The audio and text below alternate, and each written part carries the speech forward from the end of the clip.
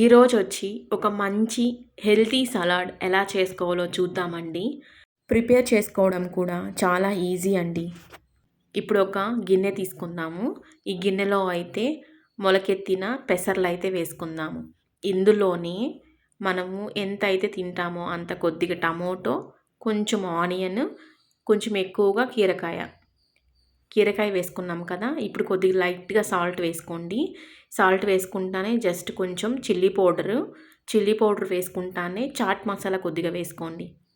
ఈ చాట్ మసాలా అంతా వేసుకున్న తర్వాత మనకి తింటూ ఉంటే మధ్య మధ్యలో కొంచెం క్రంచీగా ఉండాలి కాబట్టి పైన పల్లీలు వేసుకుందాము.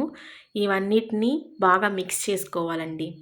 వెయిట్ లాస్ అవ్వాలనుకునే వాళ్ళు మార్నింగ్ బ్రేక్ఫాస్ట్కి బదులు ఈ సలాడ్ తీసుకుంటే మంచి రిజల్ట్ అయితే ఉంటుందండి.